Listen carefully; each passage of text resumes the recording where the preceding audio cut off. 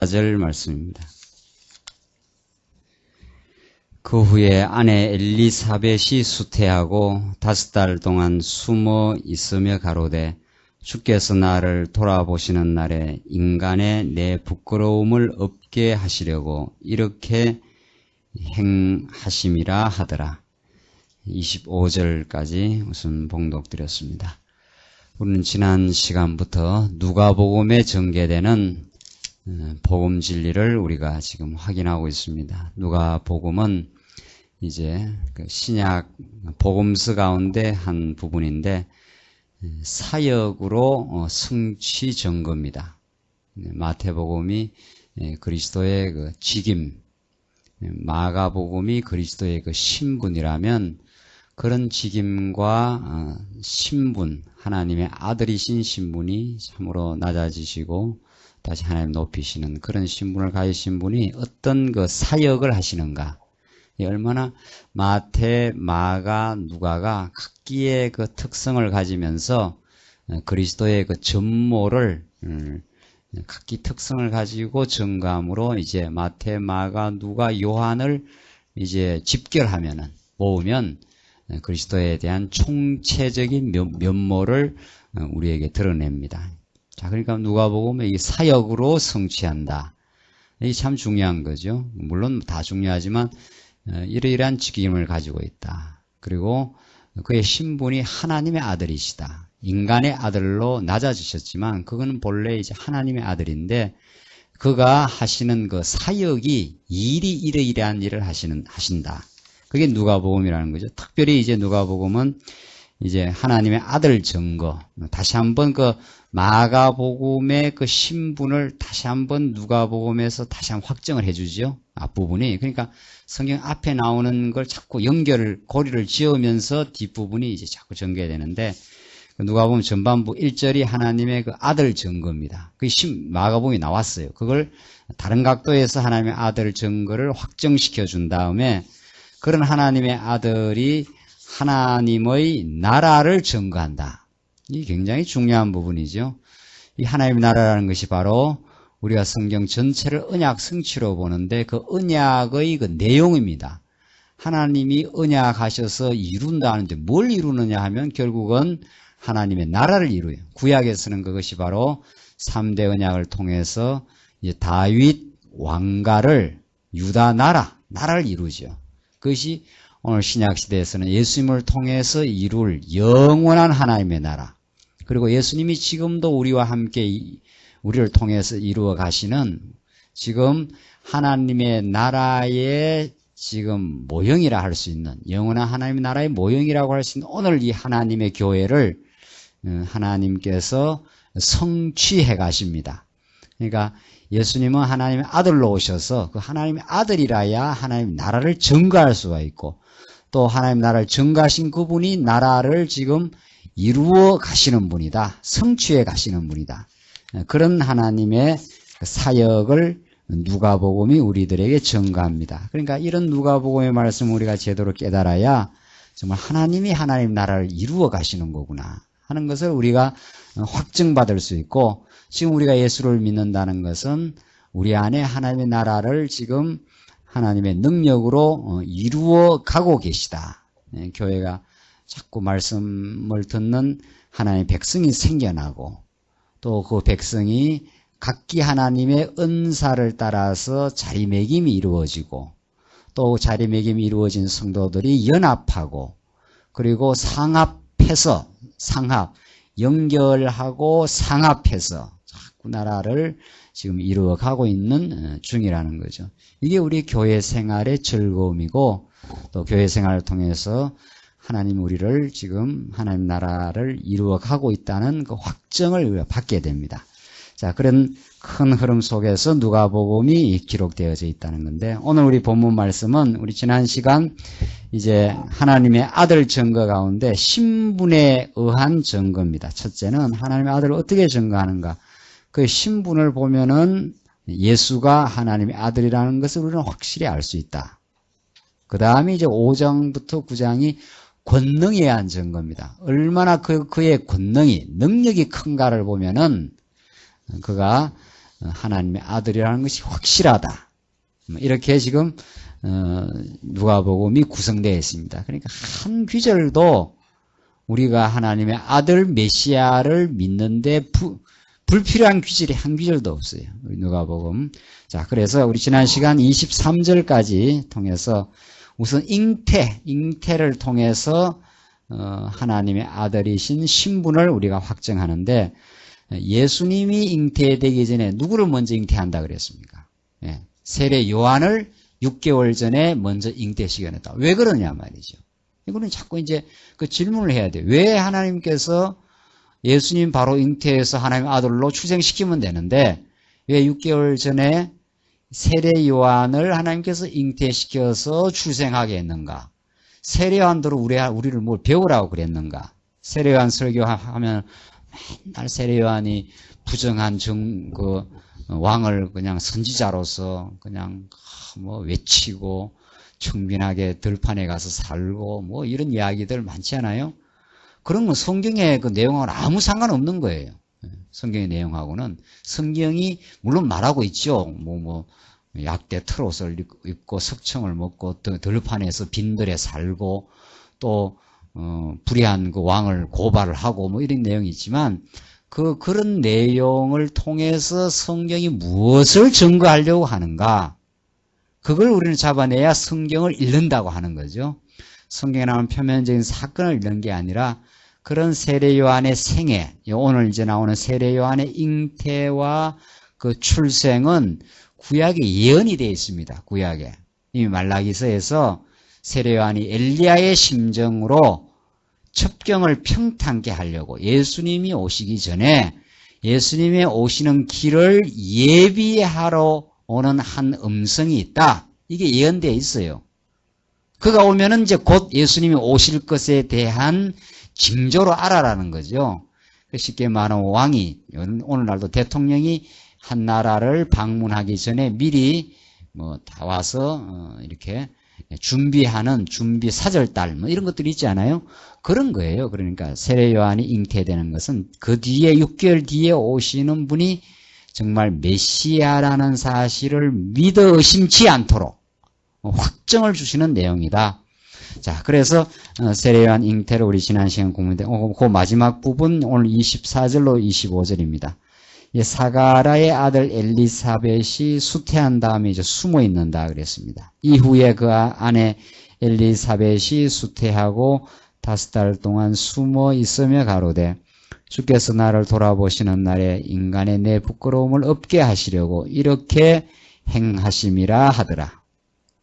자, 이래서 이제 천사가 와서 이제 아들을 낳는다. 이제 이렇게 해주고 그 엘리사벳이 그 이야기를 듣고 또 수태를 했습니다. 잉태를 했어요. 세례 요한을. 그래서 5달 동안 이제 숨어 있는 장면. 그 다음 이제 예수님이 잉태를 합니다. 26절부터 56절까지가 우선 26절로 33절 마리아에게 하나님의 아들이 잉태될 것을 이제 예고해 주는 장면입니다. 6째 달에 천사 가브리엘이 하나님의 보내심을 받들어 갈릴리 나사렛이란 동네에 가서 다윗의 자손 요셉이라 하는 사람과 정혼한 처녀에게 이르니 그 처녀의 이름은 마리아라. 자, 이 중요한 건 다윗의 자손 요셉이라는 사람과, 자, 이 계통을 타고 나오죠. 요셉의 아들이니까. 그러니까 실제로는 요셉이 육체로는 아니죠. 그러나 이 계보가 이제 중요해요. 이 계보가 성령이 잉태해서 예수님을 이제 낳았는데 다윗의 자손 요셉의 그 계통이죠. 그러니까 법적으로는 요셉의 뭐가 되는 겁니까? 아들이 되는 거죠. 이게 중요해요. 왜? 예수님은 아브라함과 다윗의 자손 언약의 씨로 오신 거니까. 이게 이제 중요한 거죠. 이게 하나님의 약속대로 다윗의 계통 속에서 예수님이 오시는 것은 하나님이 약속한 것을 지금 이루어낸다. 그러니까 구약의 모든 그 언약. 자, 이제 우리가 성경이 정말 진리다 하는 것은 구약의 그 수많은 언약들, 아브라함에게 하시고 아브라함, 이삭, 야곱 이 10조, 그 다음 모세, 그 다음 다윗, 이 아브라함. 그리고 다윗 이후에 얼마나 많은 그 왕들이 솔로몬, 르호보암, 계속 남쪽 유다, 북이스라엘은 쿠데타가 일어나서 뒤집어져 버리지만 그 계속 다윗 왕통을 계승하는 그 아들들의 족보들, 이게 역대기 상하에 나와요. 그 족보가 우리 물론 사무엘 상하나 그 다음에 열왕기 상하 통해서 계속 배우잖아요. 그걸 총망라해서 그 족보를 아담 때로부터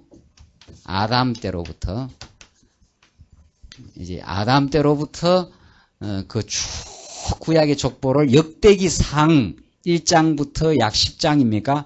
그냥 이름만 계속 나오죠. 막 이름만. 그거 이제 성경의 수면제라 하는 거거든요. 그거 아무 재미없어요. 그건. 그 사람 이름을 그 뭘라고 성경에 기록해놔. 그거 역대기상에 얼마나 많은 사람의 이름을 나열을 합니까? 이제 그런 데서 우리가 참 성경을 보는 참 기쁨과 묘미가 있는 건데, 그 모든 아담 이후 아브라함의 자손들 또 다윗으로 이어지는 계통, 이 언약의 계보들, 그걸 역대기상에 쭉 해봐. 그걸 마태복음 1장 1절에서 아브라함과 다윗의 자손 예수 그리스도의 세기라 하는데, 그 모든 구약의 언약의 자손들이 예수님 한 분에 와서 성취돼요. 이게 갈라디아서에서 자손들이라 하지 않고 자손이라 했다. 이 언약의 자손. 왜 이걸 복수로 이렇게 하지 않고, 실제로는 복수 아닙니까, 이게? 자손들이 많죠. 얼마나 언약의 자손들이 많습니까? 언약의 계통을 이어가는. 그러나 이것을 갈라디아에서는 언약의 자손들이라는 것, 자손이라는데 그가 곧 누구라? 그리스도라. 이렇게 하거든요. 예. 그래서 지금 다윗의 자손 요셉에게 정혼한 처녀 마리아가 있으니, 이렇게 누가복음이 기록하는 것은 구약에 이렇게 생생하게 살아있는 그 언약의 계보, 그 언약의 계보를 계승시켜 가시는 하나님의 신실하심, 그의 정말 불변하신 사랑의 능력, 그것이 그리스도 안에서 이루어졌다. 그 안에 우리가 지금 있는 거거든요. 그 안에 여러분과 제가 전부 언약의 자손이 되어서 그리스도의 언약의 자손의 힘을 입어 우리도 하나님의 언약 백성이 된 거거든요. 우리도 하나님의 언약 백성, 하나님의 택하신 백성이 되어서 우리가 살아가는 거죠. 아까 보면 우리 집사님하고 이야기 나누는데, 집사님 자꾸 연세가 드시니까 좀 이제 조금 힘이 떨어지시고, 아무래도 좀 이제 걱정스러운 일도 인간인지라 안 할 수 없다는 거죠. 그래요. 인간인지라 어떻게 당장 닥쳐오는 부닥치는 어려움이나 이런 것들이 걱정이 안 될 수 있나요? 그러나 그것만으로 우리는 끝나지 않죠. 왜? 우리는 언약 백성이니까. 하나님의 택하신 백성이니까. 정말 하나님 믿지 않는 사람들은 힘이 떨어지고 세상 염려가 오고 또 걱정이 부딪히면 거기에 완전히 매몰되어 버려요. 그걸 어떻게 해야 극복을 하나, 어떻게 해야 또 죽음이 다가오고 이렇지만, 우리 언약 백성들에게는 하나님의 택한 백성, 하나님의 사람에게는 하나님이 살아계시고, 하나님 우리를 영원히 다스리시고, 이 땅에서 하나님을 믿게 할 뿐 아니라 영원한 천국으로 우리를 인도하는 과정에 우리를 지금 섭리해 가신다. 이것을 우리가 어떻게 확증하느냐 말이죠. 오늘 이 본문 말씀에 예수님의 잉태를 통해서 예수가 그런 천국을 통치하시는 메시아다 하는 것을 우리에게 가르쳐줘요. 자, 그래서 27절 다윗의 자손 요셉이라 하는 사람과 정혼한 처녀에게 이르니 그 처녀의 이름은 마리아라. 그에게 들어가 가로되 은혜를 받은 자여 평안할지어다. 주께서 너와 함께 하시도다 하니, 이 천사가 하는 말이에요. 은혜를 받은 자여 평안할지어다. 처녀가 이마 그 말을 듣고 놀라 이런 인사가 어찌함인고 생각하며 천사가 일러 가로되 마리아여 무서워 말라. 내가 하나님께 은혜를 입었느니라. 보라 내가 수태하여 아들을 낳으리니 그 이름을 예수라 하라. 이 예수라는 말 자체가 구원자 이런 뜻이에요. 구약의 여호수아, 예수 이게 다 어원적으로 똑같습니다. 여호수아도 구원자 이런 뜻이거든요. 이름을 예수라 하라. 저가 큰 자가 되고 지극히 높으신 이의 아들이라. 높으신 이의 아들이라. 이게 하나님의 아들이죠. 지극히 높으신 이의 아들이라 일컬을 것이요. 주 하나님께서 그 조상의 다윗의 위를 저에게 주시리니. 자, 이건 전부 지금 천사가 하는 말이든 앞으로 계속 지금 예수님에 대해 잉태에 대해서 이야기하는데 전부 구약을 근거로 들이대요. 그 조상 다윗의 위를 저에게 주시니. 다윗이 왕으로 등극했을 때 얼마나 많은 이방 대적들이 벌벌 떨었느냐 말이죠. 다 그 막 그냥 강대한 이방 대적들이 다윗 앞에 다 다윗이 다 그들을 물리치게 되고 다 조공을 받게 되고 얼마나 강력한 통치 국가를 이루었는데 그런 다윗의 위를 저에게 주시리니 영원히 야곱의 집에 왕노릇 하실 것이며 그 나라가 무궁하리라. 약속이 영원히 다윗의 집에. 구약의 다윗은 그림자이기 때문에 실제로 유다 나라는 끝나버렸죠. 예수님 오시고 지금 유대인들은 오히려 예수를 안 믿지 않아요?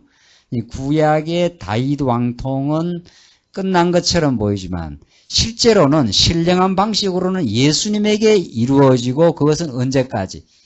영원히 왕노릇 하신다. 예수님이 지금도 그래요. 지금도 천하 만물을 지금 주장하고 다스리고 우리 교회만 다스린 게 아니죠. 우리 교회는 말할 것도 없고 우리 교회는 그냥 하나님 예수님께서 말씀으로 예수의 영을 성령을 위해서 직접적으로 지금 말씀으로 통치하죠. 세상 만사도 다 왕중왕이신 그리스도의 통치 아래에서 움직이게 지금 해 가시는 거죠.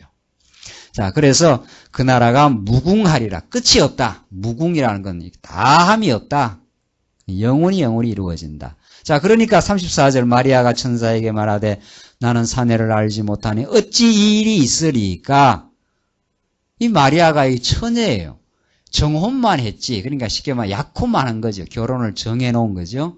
언제 합시다 이렇게 했는데 아직 사내를 알지 못해요. 실제 이제 결혼을 하고 동침을 안 한 거죠. 근데 내가 어찌 이런 아이를 낳는다. 그러니까 일이 있으리까 물으니까 35절 천사가 대답하여 가로되 성령이 내게 임하시고 지극히 높으신 이의 능력이 너를 덮으시리니 이러므로 나실 바 거룩한 자는 하나님의 아들이라 일컬으리라. 그러니까 처녀 잉태 이것이 바로 이사야 예언의 성취죠. 그러니까 예수님에게 이루어지는 모든 일들 처녀 잉태라든가 그 앞에 이루어지는 6개월 전에 세례 요한의 잉태 출생 이게 다 구약에 있는 예언의 성취입니다. 세례 요한의 나올 것도 말라기의 예언이고 예수님이 처녀 몸에 잉태될 것도 이사야의 예언의 성취고 그러니까 예수님의 일거수일투족 출생, 잉태, 출생 이게 다 복음이거든요.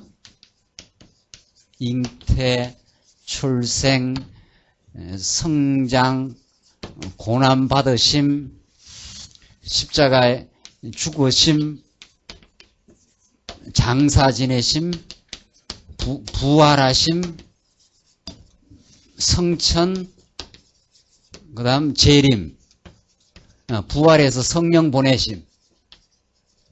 이게 예수님이 이 땅에 인간의 몸을 잉태되어 오셔서 마지막에 재림하실 때까지의 이게 사역 아닙니까? 1년에. 이 모든 걸 그리스도 사건이라 그래요. 이걸 전부 합쳐서 한마디로 우리는 그리스도 사건이라 그러는데 이게 복음이거든요. 복음. 그러니까 이게 왜 복음인가? 이게 구약에 예언된 대로 하나하나 이루어져요. 그러니까 하나하나 이루어질 때마다 하나님의 약속대로 처녀 잉태를 시키죠. 약속대로 아무 데서나 출생시키는 게 아니에요. 베들레헴에서 출생한다는 대로 출생이 돼요.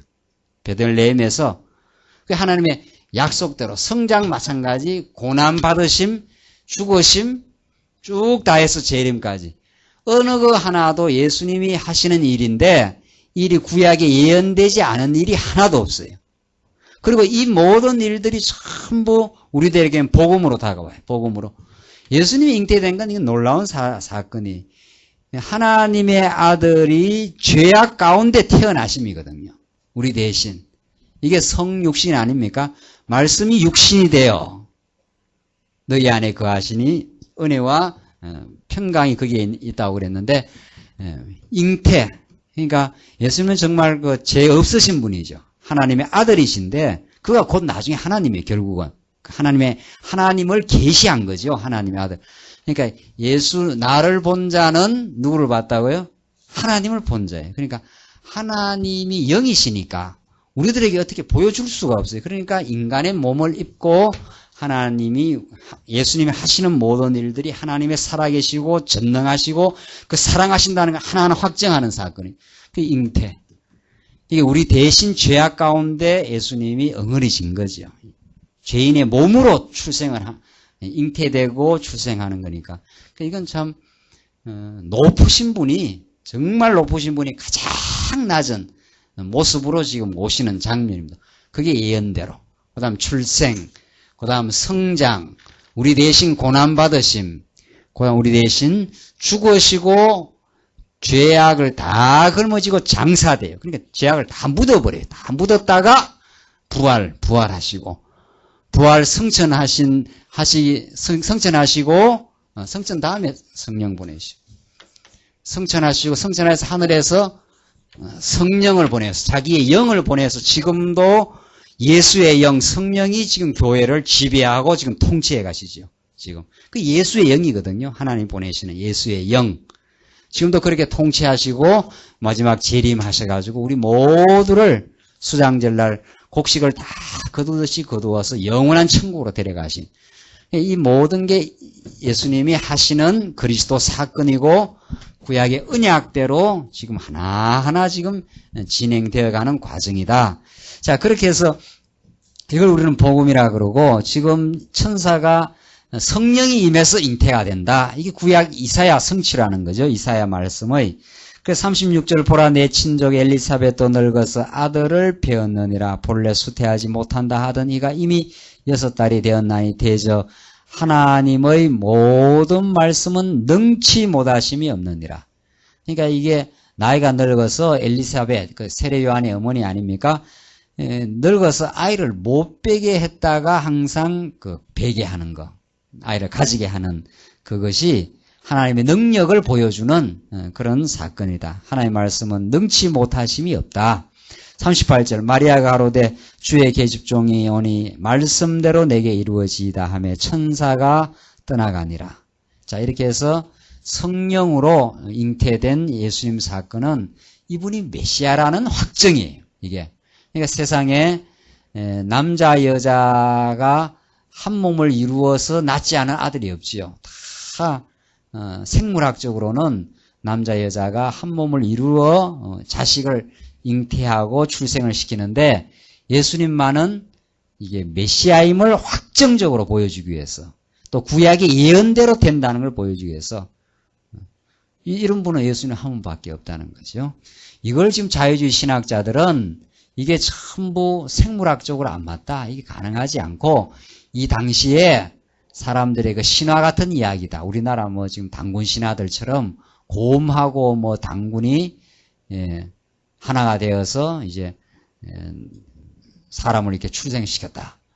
이런 식의 이제 신화 나부랭이로 그냥 성경을 치부하죠. 그 사람들은 성경을 진짜 하나님의 능력을 아예 안 믿는 사람들이죠. 아주 합리적인 잣대, 아주 보이는 세계의 합리적인 잣대, 어떻게 그런 일이 있을 수 있느냐 이거죠.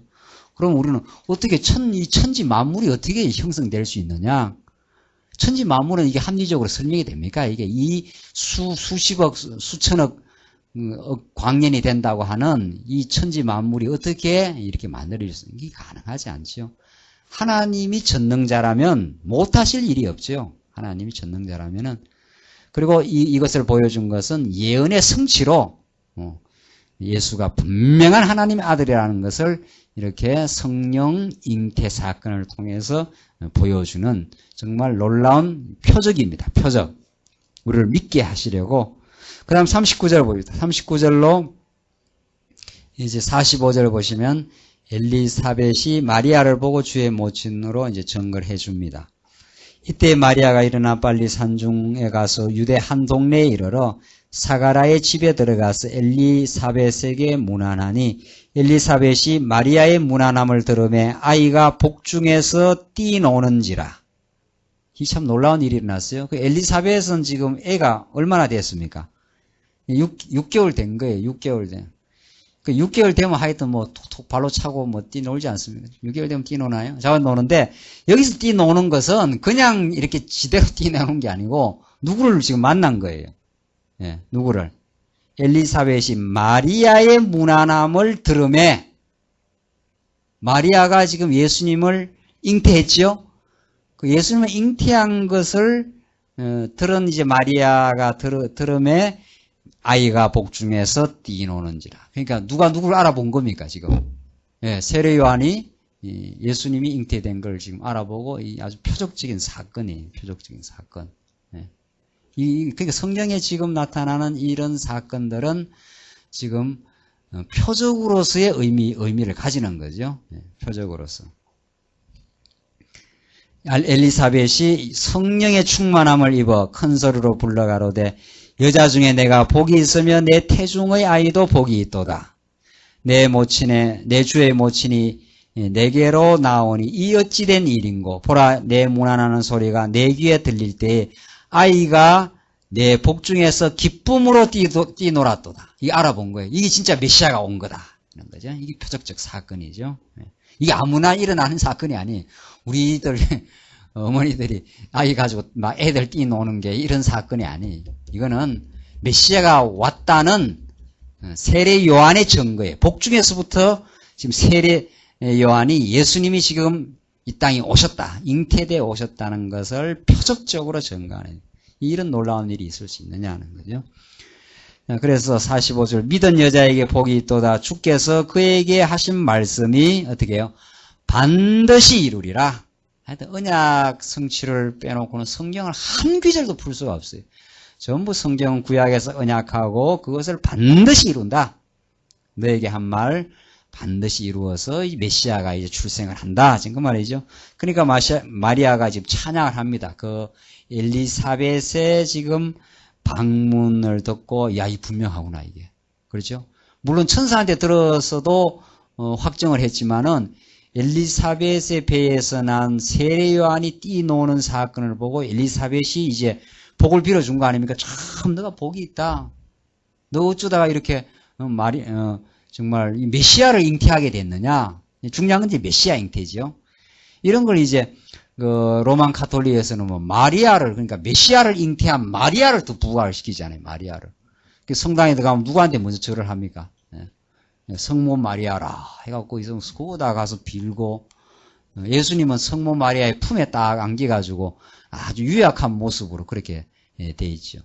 그게 아니죠. 지금 마리아가 중요한 게 아니고 하나님께서 마리아에게 복을 주고 마리아에게 메시아를 지금 잉태케 한 거죠. 마리아의 몸을 도구로 빌린 것뿐이죠.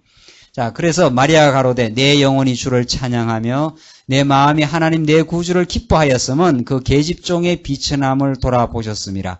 보라 이제후로는 만세의 나를 복이 있다 일컬으리로다. 그렇죠. 마리아가 복이 있어요. 마리아만 복이 있는 게 아니고 우리가 예수를 믿는 우리도 다 복이 있는 사람들이죠. 이런 마리아만 특별하게 부각시킬 일은 없죠. 능하신 이가 큰 일을 내게 행하셨으니 그 이름이 거룩하시며 긍휼하심이 두려워하는 자에게 대대 이러는도다. 그의 팔로 힘을 보이사 마음의 생각이 교만한 자들을 흩으셨고, 자, 그가 오시면 교만한 자들을 다 흩어버린다. 권세 있는 자를 그 위에서 내리쳤으며, 권세 있다고 하는 자들이 메시아가 등장하면은 그 앞에 전부 다 허물어진다. 비천한 자를 높이셨고 줄이는 자를 좋은 것으로 배불리셨으며 부자를 공수로 보내셨도다.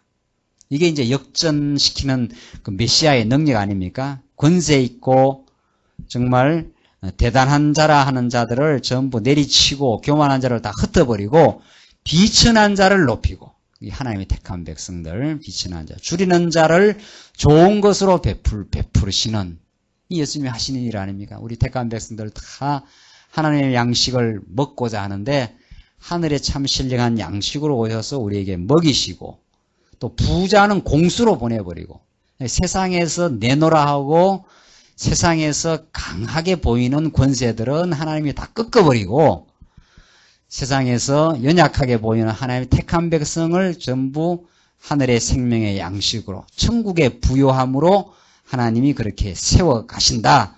54절 그 종 이스라엘을 도우사 긍휼히 여기시고 기억하시되 우리 조상에게 말씀하신 것과 같이 아브라함과 및 그 자손에게 영원히 하시리로다. 이 지금 앞에서도 그랬고 지금 마리아의 찬양도 그렇고 계속 지금 뭐를 앞에 누구였죠? 다윗의 위에서 하는 거 천사고 지금 이 찬양은 이 마리아 찬양 아닙니까? 마리아 찬양은 마리아가 하나님이 나를 긍휼히 여기셨고 나를 복되다 하셨는데 그 능하신 하나님이 지금 일을 행하신다. 능하신 하나님이 그 일을 행하시는데 권세 있는 자를 다 권세 있다고 생각하는 자들을 허물어버리고 비천한 자를 높이 드시는 그래서 구약의 아브라함과 및 그 자손에게 영원히 하시리로다. 계속 영원히 나와요. 이제부터는. 그러니까 구약에는 정말 영원한 하나님의 복음, 영원한 하나님의 나라를 구약에는 시간 세계를 통해서 보여줬죠. 아브라함에게 하신 약속이 이삭에게, 이삭이 하신 약속이 야곱에게, 야곱의 12제자가 12아들이 나오고 거기서 막 수많은 하나님의 택한 백성이 나와서 다윗 시대 때 큰 나라를 이루고 또 왕으로 계속 계승돼 가다가 이제 하나님의 능하신 일을 행하셨는데 약속대로 메시아가 오시고 그가 아브라함과 그 자손에게 주신 그 나라를 영원히 하나님께서 이제 이루어간다. 이거는 이제 끝나지 않는다. 영원히 하나님의 나라를 이루어 가신다. 이런 것이 지금 마리아의 그 찬양 내용입니다. 그러니까. 자, 이렇게 마리아도 이제 엘리사벳을 만나가지고 이 확신을 얻은 거죠. 아, 이거 분명하구나, 말이지. 아이가 어떻게 배중에 그 뛰노느냐, 말이지. 이것이 하나님의 표적적인 사건으로, 기적적인 사건으로, 하나님의 아들임이 분명하다는 것이 이제 믿어진 거죠. 57절. 엘리사벳이 해산할 기한이 차서 아들을 낳으니. 이게 세례원 아닙니까? 이웃과 친족이 주께서 저를 크게 긍휼히 여기심을 듣고 함께 즐거워하더라. 8일이 되매 아이를 할례하러 와서 그 부친의 이름을 따라 사가랴라 하고자 하더니 그 모친이 대답하여 가로되 아니라 요한이라 할 것이라 하매 저희가 가로되 이 친족 중에서 이 이름으로 이름한 자가 없다 하고 그 부친이 형용하여 무엇으로 이름하려 하는가 물으니 저가 서판을 달라 하여 그 이름은 요한이라 쓰며 다 기이 여기더라. 참 우리 이런 사람이 없는데 어떻게 이런 이름을 주느냐 하면서 기이 여기는데 그가 바로 예수님의 앞길을 예비할 세례 요한 첩경을 평탄케 할 자로 지금 오신 거죠. 그 다음 64절. 이에 그 입이 곧 열리고 혀가 풀리며 말을 하여 하나님을 찬송하니 그 근처에 사는 자가 다 두려워하고 이 모든 말이 온 유대 산중에 두루 퍼지매 듣는 이가 다 이 말을 마음에 두며 가로되 이 아이가 장차 어찌 될꼬 하니 이는 주의 손이 저와 함께 하심이러라. 이건 지금 예사로운 일이 아니라는 거죠. 이런 아이가 지금 늦게 엘리사벳이 아이를 잉태해서 낳았는데 이 사람의 이름이 요한이라. 이게 이제 그 다음에 이루어질 역사의 징조를 지금 보여주고 사람들이 아하 이 아이가 장차 어찌 될꼬 어떤 지금 예사롭지 않은 일이 지금 일어나고 있다. 지금 그 말이죠. 67절. 67절로 이제 79절은 이제 사가랴가 이제 다시 그 구약을 들어서 구속주가 오실 것을 예언해 줍니다. 그 부친 사가랴, 세례 요한의 아버지죠. 사가랴가 성령의 충만함을 입어 예언하여 가로되 찬송하리로다. 주 이스라엘의 하나님이여 그 백성을 돌아보사 속량하시며 우리를 위하여 구원의 불을 그 종 다윗의 집에 일으키셨으니 이것은 주께서 예로부터 거룩한 선자의 입으로 말씀하신 바와 같이 그 구약에 얼마나 많은 선지자들이 입으로 그 말씀, 그 예언이죠. 선지자가 말씀한 게 다 예언이니까. 그렇게 같이 우리 원수에게와 우리를 미워하는 모든 자의 손에서 구원하시는 구원이라. 드디어 그 무수한 선지자들이 말씀하신 대로 메시아가 온다. 그가 오면 모든 원수들을 다 괴멸하고 어둠의 권세를 다 무찔러버리고 십자가로 부활로 승리해서 우리를 구원해 주신다 하는 그 구원의 날이 지금 이제 찾아왔다 이 말이죠. 72절 우리 조상을 긍휼히 여기시며 그 거룩한 뭐라고 그랬습니까? 언약을 어떻게 해요? 기억하셨으니. 하나님 기억력이 얼마나 좋으셔서 우리 사람은 기억했다가도 잊어버리지만 하나님은 너무도 기억력이 좋으시고 신실하셔서 이제 그 거룩한 언약을 기억해서 약속하신 대로 마리아의 몸에 처녀의 몸에 예수님을 잉태할 뿐 아니라 출생을 시킨다. 이것이 하나님의 놀라운 뜻이 영원한 뜻이 지금 이루어졌다. 이걸 이제 사도 바울은 하나님의 영원한 비밀이 드러났다 그래요. 지금 누가복음은 역사적으로 구약의 수많은 선지자들이 예수님이 오시면 그날이 오면 눈먼 자가 눈을 뜰 것이요 안전바위가 일어날 것이요 그날이 오면 예수님이 와서 가난한 자를 전부 다 하나님께서 이때 가난한 자, 심령이 가난한 자지요. 그 자들을 부욕해 하고 옥에 갇힌 자를 해방시키고 그러니까 어둠에 갇힌 죄악 권세에 갇힌 자들을 해방시킬 메시아가 온다.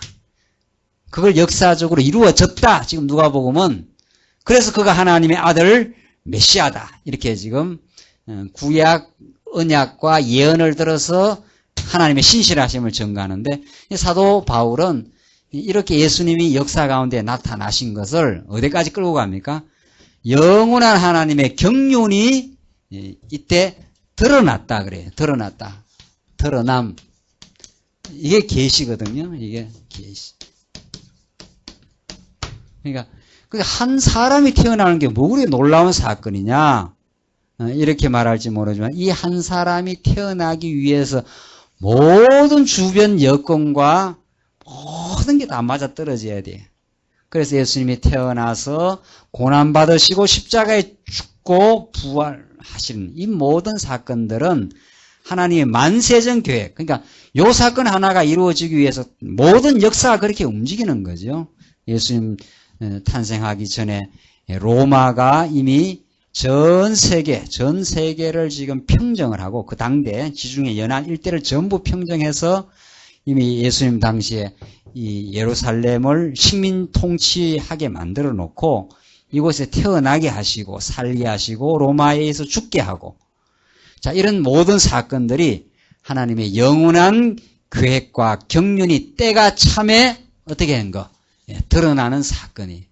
그러니까 이것이 때가 참에 드러났을 뿐 아니라 지금 그 후대의 모든 역사도 우리는 오늘 이 누가복음 말씀을 들으면서 정말 하나님이 계획한 때 정한 때에 하나님께서 정한 방식으로 분명하게 처녀 잉태하고 그 전에 세례 요한을 보내준다 한 대로 오시고 정확하게 이루어지죠. 이런 걸 통해서 아하 하나님의 계획대로 모든 역사가 진행되어져 가는구나 하면서 우리의 마음의 평강을 누리고 정말 하나님께서 지금까지도 하나님의 뜻하신 때를 따라서 역사를 이루어 오신 하나님 앞으로도 그렇게 이루어 가실 거라. 이렇게 우리가 이 말씀 듣고 그 믿음으로 살게 하시려고 지금 우리에게 이 말씀을 지금 자꾸 듣게 하십니다. 자, 그래서 거룩한 언약을 기억하셨으니 73절 고 우리 조상 아브라함에게 맹세하신 맹세라. 지금 앞에서 마리아도 그렇고 사가라도 그렇고 지금 전부 구약의 언약, 구약의 말씀 여기는 아브라함에게 맹세하신 맹세라. 히브리서에서 하나님께서 하나님보다 더 높은 자도 없고 같은 자도 없으니까 하나님은 누구를 두고 맹세한다 그랬습니까?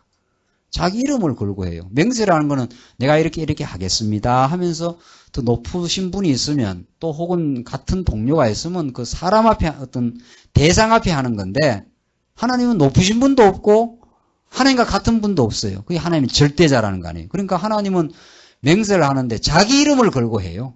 자기 스스로의 이름을 걸고 하신 맹세이기 때문에 이 맹세는 신실하게 이루어진다. 그래서 구약의 언약, 구약의 맹세를 전부 거론하면서 그 맹세대로 지금 이루어졌지 않았느냐 하는 것을 지금 사가랴가 지금 말하는 거죠. 74절 우리로 원수의 손에서 건지심을 입고 종신토록 주의 앞에서 성결과 의로 두려움 없이 섬기게 하리라 하셨도다. 이 아이여 내가 지극히 높으신 이의 선지자라. 일컬음을 받고 주 앞에 앞서가서 그 길을 예비하여 주의 백성으로 그 죄하심으로 말미암는 구원을 알게 하리니 이는 우리 하나님의 긍휼을 인함이라. 이로써 돋는 해가 위로부터 우리에게 임하여 어두움과 죽음의 그늘에 앉은 자에게 비치고, 이건 그대로 사실이죠. 어둠과 죽음의 그늘에 앉은 자에게 비치고 우리 발을 평강의 길로 인도하시리로다. 다 우리 택한 백성들이 사실은 이 밝은 전기불빛에 살지만 심령으로는 하나님 모르면 예수의 그 그리스도 되심, 예수가 하나님 되신다는 오늘 이 누가복음의 말씀을 모르면 전부 어디에 있습니까? 어둠과 죽음의 그늘이, 죽음의 그늘. 죽는 게 그렇게 두렵고, 전에도 한 말씀드렸지만, 제가 저 논문을 심사하신 분이 종교학과 교수님인데, 그분이 죽음을 준비하는 모임, 무슨 위원이에요. 죽음을 준비하는 모임. 그 사람들은 참 안타까운 거죠. 죽는 게. 어떻게 해야 죽을 때 잘 죽나 하는 걸 준비를 한답니다. 근데 이 누가복음을 어떻게 모르면 어떻게 죽겠어요? 우리는 죽음이 아니라 어둠과 죽음에 앉은 자에게 뭐가 비친 거예요? 빛이 비쳤어요. 빛이. 우리들은. 우리는 죽음이 없어요. 그러니까 사실은. 육신이야 이거 죽는 게 아니고 이건 그냥 살살 사그러지다가 옷을 벗는 거지. 그렇지 않아요? 이 육신은 이게 죽는 게 아니에요. 죽는다는 건 영원한 죽음, 그게 죽음이죠. 우리는 이미 예수를 믿고 죽음의 그늘 아래 있던 우리에게 빛이 비친 거거든요. 하나님을 아는 빛이. 그래서 소망의 삶이 된 거죠. 그러니까 우리 예수 믿는 사람은 죽음을 어떻게 해야 죽을까 이렇게 전전긍긍 준비할 필요가 하나도 없어요. 우린 죽음은 하나님께서 죽게 하시면 나를 천국으로 데려가시는 길이다. 이렇게 확신이 오니까 죽을 때 기쁨으로 정말 평안한 가운데 이 말씀 깨달으면 틀림없이 그렇게 돼요. 이 말씀 깨달으면. 옛날에 박형룡 박사님, 그러니까 이 말씀은 아니지만 이제 구속사를 깨달은 박형룡 박사님 같은 분, 그 한 예인데, 박형룡 박사님만 그런 게 아니고, 예수를 그래도 어지간히 믿고 천국 소망하면은 자다가 그냥 가신다는 거 아니? 자다가 그 아침날 가보니까 아침에 벌써 편안하게 그냥 잠자리에서 평안하게 그냥 돌아가시는 거죠. 왜?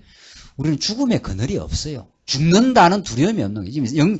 지금 육신으로 살았고 영원히 살 거니까. 영원히. 그래서 하나님께서 예수를 보내어서 어두움과 죽음의 그늘에 앉은 자에게 비치고, 이제 구원의 빛이, 영원한 생명의 빛이 비추었어요. 이미. 우리 발을 평강의 길로 인도하시리라. 이 땅에 사는 동안 우리에게 하늘의 평강을 주시는 그런 메시아로 하나님의 아들로 우리에게 오셨다 하는 것을 지금 사가랴가 막 예언을 하는 거예요. 성령의 충만함을 받아가지고 예수님 오실 것을. 그러니까 지금 여러 입을 통해서 이야기하죠. 천사를 통해서, 그 다음에는 마리아 입을 통해서, 그 다음 성령의 충만을 받은 사가랴의 입을 통해서 예수님이 다윗의 위를 이루러 오시고 아브라함에게 한 맹세를 지금 성취하러 지금 오셨지 않느냐. 하나님의 약속대로 예수를 이렇게 보냈지 않았느냐 하는 것을 여러 각도를 통해서 확정하고 지금 확정하는 내용이.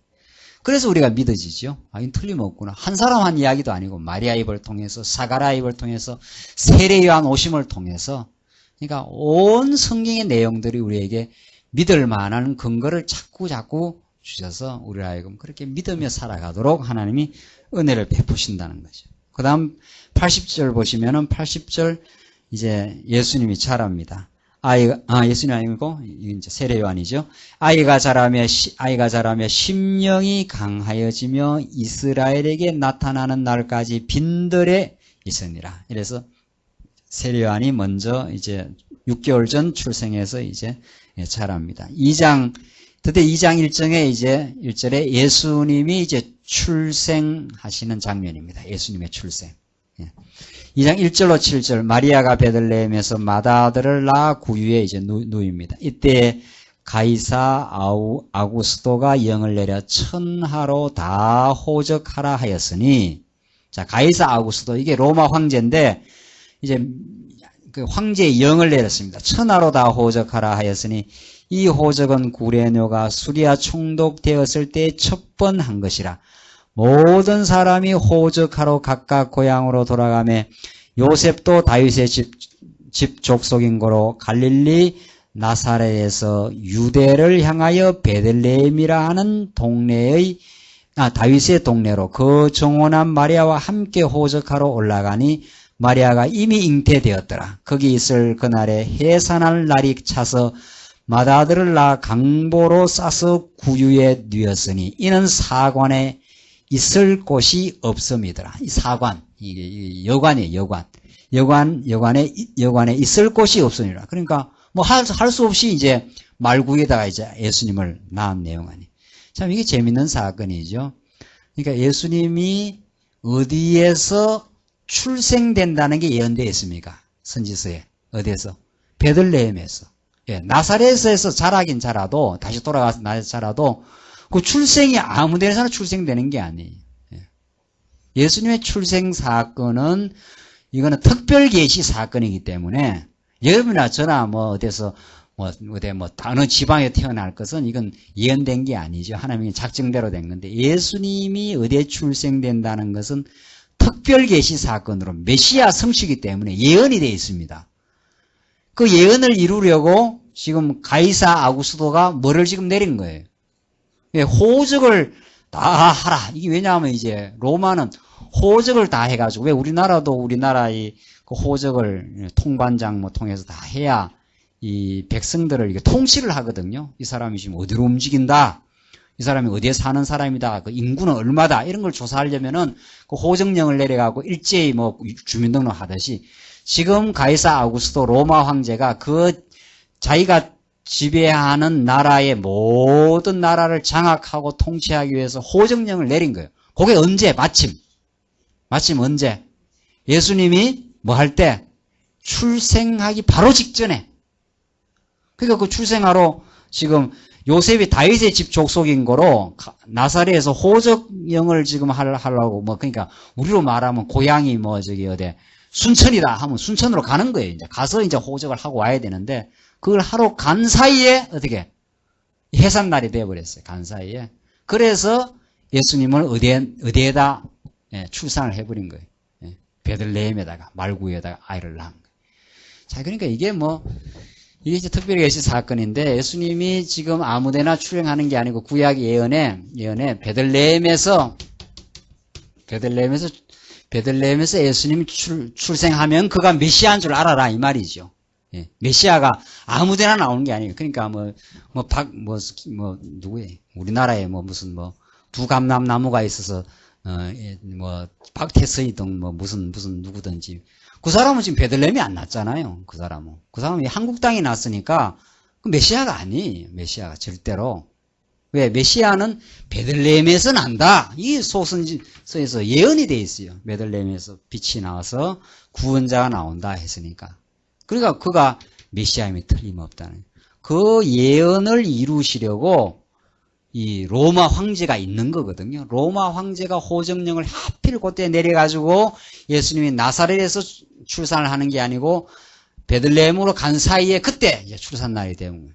그 출산날 아무나 이게 정하는 것도 아니잖아요. 예정일은 있지만 그게 한 일주일 빠를 수도 있고 일주일 늦을 수도 있고 이거 안 되는 거예요. 그러니까 예수님 출산날이 한 일주일 늦었으면 이제 나사렛에서 할 수 있는 거죠. 호적만 하고 이제 와서 이제 덜컥 상기가 돌아가지고 이제 나올 수도 있는 거 아니에요.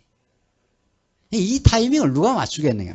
로마 황제가 이렇게 내가 지금 호정령을 내려야 되겠다. 그래야 내가 지금 지배하는 모든 식민지 그 나라들을 내가 잘 다스릴 수 있겠구나. 해서 이제 호정령을 내리는 거거든요. 그 아구스도 마음을 누가 지금 지배합니까? 하나님이 지배해요. 하나님이. 이 예언을 이루려고. 그러니까 이 세상 만사 지금 인간들의 마음을 누가 다 지금 지배해서 하나님 뜻대로. 그러니까 무슨 일이 되어지려면 사람의 마음이 움직여야 되거든요. 사람의 마음이. 그러니까 아랍인의 빈 라덴의 마음속에 요거 죽여서 언제 폭파시켜야 되겠다. 이런 악한 마음도 하나님께서 사단을 통해서 다 주면 그렇게 해서 세상 역사가 지금 돌아가고 있는 거예요. 그게. 어느 거 하나도 사람 뜻대로 되는 게 하나도 없습니다. 사람 뜻대로. 죽은 사람들은 좀 안 되지만은 그 중에 또 택한 백성은 천국 가는 거니까. 그게 세상 만사 역사를 인간의 모든 역사를 사람들의 한 마음 한 마음, 특별히 이제 그 정치가 이런 사람들의 마음, 그 사람들의 마음대로 마음의 움직임 따라서 지금 한국 정치가 막 움직여가는 거 아닙니까? 근데 그럼 하나님 믿지 않는 사람은 우리 김대중 대통령이 김정일이가 지금 남북 화해를 하려고 그러고 만나서 작년에 와서 막 끌어안고 만나가지고 지금 남북 화해 물꼬를 텄다 그러잖아요. 그 사람들이 물꼬 튼 게 아닙니다. 김대중 씨 마음속에 이래야 내가 그래도 말년이 좀 편안하겠다 해서 한 거거든요. 그래서 남북하고 좀 화해를 해야 그래도 업적이 되고 하니까 그런 마음을 준 거죠. 그렇게 해서 남북 화해가 일어나고 점점 이제 통일이 돼 가도록, 통일이 돼서 복음이 전파돼 가도록 하나님께서 그 마음을, 그 사람이 마음 먹은 게 아니고 하나님이 그런 마음을 줘요. 마음을. 그러니까 우리 주변에 되어져가는 일을 가지고 왜 그렇게 했느냐, 그 사람이 그렇게 했다 이러면 안 되고 하나님이 그런 마음을 통해서 그렇게 역사를 해가고 하나님을 의지하게 하고 하나님이 주권자임을 깨닫게 하시려고 그렇게 하시고 우리 마음도 하나님께서 그렇게 인도하시고 그러니까 하나님께서 어두운 마음 주면 어둡게 어리석은 판단을 하고 하나님께서 밝은 마음 주시면 밝은 판단을 하면서 역사를 하나님이 계획대로 지금 계속 인도해 가셔요. 자, 그래서 너무 분명한 거예요. 그걸 지금 누가복음 기자는 예수님이 베들레헴의 예언대로 이렇게 태어나지 않느냐. 이때 하필 아우구스도의 마음을 하나님이 움직이셔가지고 호정령을 내려서 요셉이 나사렛에서 떠나 정확하게 베들레헴 딱 당도했을 때 산기가 돌아서 그때 막 또 여관도 없으니까 그냥 말구에 가서 말구에가 뭡니까? 말밥그릇 아니에요. 말밥그릇에다가 그냥 아기를 낳아버린 거예요. 이래서 하나님의 그 놀라운 구약의 예언대로 이루어졌다 하는 것을 우리에게 믿게 하려고 이렇게 하나님께서 하나하나 집어서 이 말씀 우리가 하나하나 배우지 않으면은 이게 우리가 먹는 양식이에요. 정말 하나님이 하셨습니다. 하나님이 당신의 계획대로 이렇게 이루어내신 분입니다. 우리 오늘의 삶도 하나님의 예언대로 진행됩니다. 땅끝까지 복음이 전파되리라 하시는 예언대로 계속 착착 진행돼요. 우리한테까지 이 복음이 전파되고 또 땅끝까지 복음이 전파돼 가도록 지금 하나님이 섭리하는 그 섭리를 바라보며 사는 삶. 우리는 그러니까 예수 믿는 목적이 뭔가 하나님이 이렇게 해나가시는 거구나.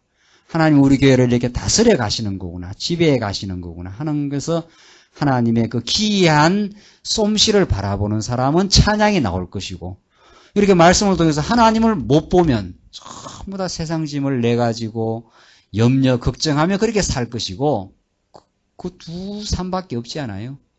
하나님을 발견하고 사는가 안 그러면 자기가 삶의 주인이 돼서 사는가 아구스도의 마음을 움직이셔서 베들레헴에 하나님 예수님을 탄생시키는 하나님의 이 때가 맞추어 역사하시는 놀라운 섭리를 우리가 통해서 하나님 우리 정확하게 때가 돼서 예수도 믿게 하고 또 고난도 주시고 그 고난을 통해서 낮출 때는 낮추시고 또 우리가 말씀을 새롭게 깨닫게도 하시고 지금 계속해서 하나님 우리가 늘 함께 하신다는 것을 이런 말씀을 통해서 확정을 우리가 받는 거죠. 8절 보시면 그 지경에 목자들이 밖에서 밤에 자기 양떼를 지키더니 주의 사자가 곁에 서고 주의 영광이 저희를 두루 비치매 크게 무서워하는지라 천사가 이르되 무서워 말라 보라 내가 온 백성에게 미칠 큰 기쁨에 좋은 소식을 너희에게 전하노라. 큰 기쁨에 뭐라고요? 좋은 소식이에요. 이게 복음이죠. 기쁜 소식 아닙니까? 메시아가 왔다. 우리를 어둠과 사망의 그늘에서 건져줄 메시아가 왔다. 11절 오늘날 다윗의 동네에 너희를 위하여 구주가 나셨으니 곧 그리스도 주시라. 예, 정말 그 당시에 유대인들이 기다리고 기다렸던, 또 우리의 영혼이 기다리는, 우리 영혼은 정말 그리스도가 나타나기를, 그리스도의 말씀이 우리에게 깨달아지기를 정말 나타났어요. 약속대로. 12절, 너희가 가서 강보에 쌓여 구유에 놓인 아기를 보려니 이것이 너희에게 뭐라고요? 표적이니라 하더라. 어떻게 세상 엄마가 그 아이를 낳아가지고 아무리 가난해도 그 뭡니까 이게 말구유, 말 밥그릇에다가 놓는 아이는 없지요. 아이 낳아가지고 방에다 따뜻한 군불 때는 방에다 아이 다 눕히는데 이게 표적이라는 거예요. 표적. 강보에 쌓여 구유에 누인 아이를 너희가 본다. 그러면 그게 야하 이게 메시아구나. 그래 깨달으라는 거예요. 메시아는 이렇게 오신다는 표가 되는 기적이니까. 그러니까 여관방만 있었어도 여기 사는 게 아니죠. 여관방만 있어도 여관도 군불 옛날 뗐을 거 아닙니까? 여관 불 떼주시오. 여기 지금 아이 낳는 엄마가 있습니다. 해서 그 방에 있을 건데. 강보에 쌓여 구유에 누인 아이. 이게 이제 메시아라는 징표입니다. 홀련히 허다한 천군이 그 천사와 함께해서 하나님을 찬송하여 가로되 지극히 높은 곳에서는 하나님께 영광이요 땅에서는 기뻐하심을 입은 사람들 중에 평화로다.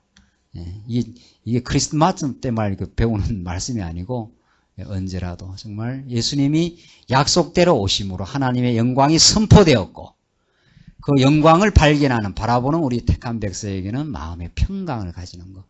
그 이상 큰 우리에게 기쁜 소식, 큰 선물은 없습니다. 예수를 믿고 우리 마음의 평강을 누리며 사는 것. 이게 하나님이 베풀어 주시는 가장 큰 선물이라는 거죠. 15절 천사들이 떠나 하늘로 올라가니 목자가 서로 말하되 이제 베들레헴까지 가서 주께서 우리에게 알리신 바 이 이루어진 일을 보자 하고 빨리 가서 마리아와 요셉과 구유에 누인 아기를 찾아서 보고 천사가 자기들에게 이 아이에 대하여 말하는 것을 고하니 듣는 자가 다 목자의 말하는 일을 기이 여기되 마리아는 이 모든 말을 마음에 지키어 어떻게 해요? 생각하니라. 사람들은 이게 무슨 뜻인가 잘 몰라요. 근데 목자가 다 이 천사로부터 들은 말을 지금 고해준 거거든요. 이게 바로 그리스도가 왔다. 너희가 가서 보면 강보에 쌓여 구유에 누인 아이가 있을 것이다. 그럼 가보니까 있어요. 진짜구나. 진짜. 어떻게 웬만한 아이가 그 구유에 쌓여서, 강보에 쌓여서 참 구유에 누워 있겠는가. 가서 봐라 말이에요. 틀림없다.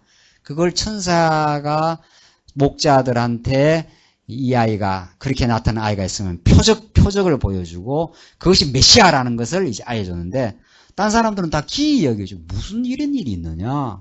뭐 이게 진짜 메시아겠느냐 이거죠. 어떻게 메시아가 이 말구에 이렇게 낳겠느냐? 그런데 그 어머니 마리아는 이 모든 말을 마음에 지키어 생각하니라. 그걸 꼭 마음에 지키고 생각하고 있는 거죠. 하하, 진짜 메시아가 나타났구나 이거죠.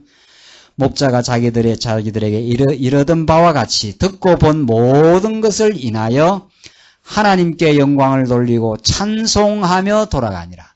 진짜 하나님의 영광이 드러났다. 하나님의 영광이 뭡니까? 이게 5대 속성의 영광이에요.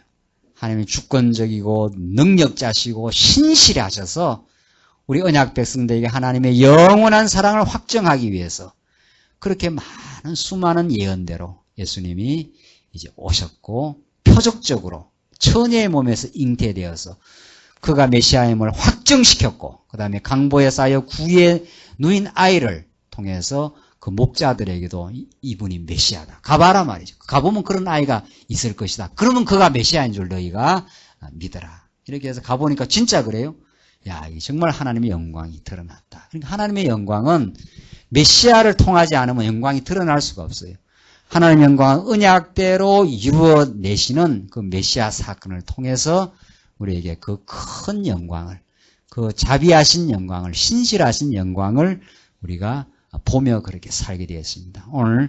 우리 오늘 누가복음 말씀 통해서 정말 우리가 눈이 가리워서 어둠에 사로잡혀서 영광을 보지 못하던 우리들에게 성령이 오셔서 오늘 이 누가복음 말씀 통해서 약속대로 정말 하나님께서 때가 참에 베들레헴에서 출생케 하시려고 로마 황제의 마음을 다 지배해서 정말 하나님께서 정하신 장소에서 메시아 탄생을 통해서 하나님의 신실하신 뜻을 이루신 하나님, 오늘도 살아계셔서 정확하게 때가 찰 때마다 우리의 삶을 인도하시고 지금도 우리 교회를 다스리고 섭리하신다. 그 하나님 우리 바라보면서 영광 중에 영광 돌리면서 하는 상도의 삶이 있길 바랍니다. 기도하십시다.